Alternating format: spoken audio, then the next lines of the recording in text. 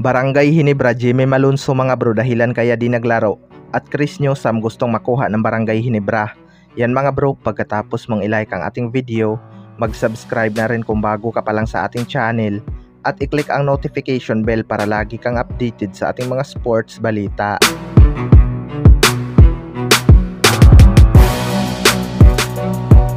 So kamuntika na naman matalo ang Barangay Hinebra sa Blackwater Bossing mga bro.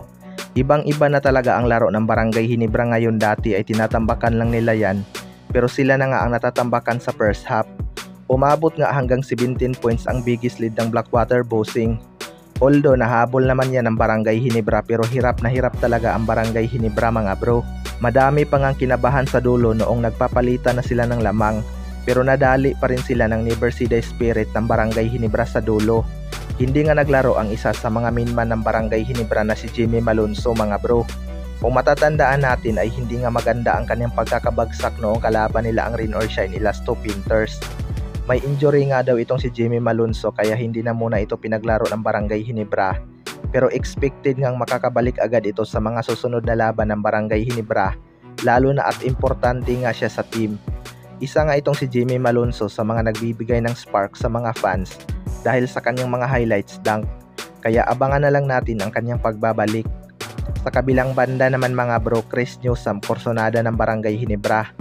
Ito ngang si Chris Newsome ang isa sa mga inaabangan ng lahat kapag naging free agent mga bro. Alam naman natin na marami na ring player ang galing sa Meralco Bolts na napupunta sa Barangay Hinebra kapag naging free agent, at posibleng siya ang pangatlong local player ang lilipat sa Barangay Hinebra. Ayon nga sa rumors mga bro ay korsonada daw ang Barangay Hinebra na makuha itong si Chris Newsome bilang paghahanda na rin kapag tuluyan ng hindi maglalaro itong si L.A. Tenorio.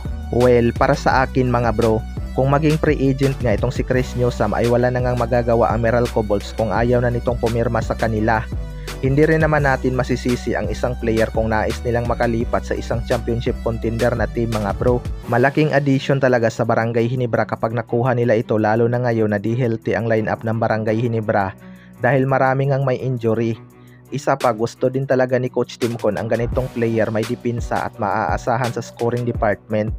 Pero ang concern lang ng mga Hinebra fans mga bro ay ang kanilang chemistry. Kapag nagkakaroon nga sila ng bagong player ay nag-a-adjust na naman sila. Pero magaling naman itong si Coach Timcon magtimpla ng player at panigurado marami na ngang pagpipilian si Coach Timcon sa opinsa. Isang go-to-guy player nga itong si Chris Newsome at veterano na din sa ating liga. Kaya abangan na lang natin. Kayo mga bro, ano masasabi nyo tungkol dito?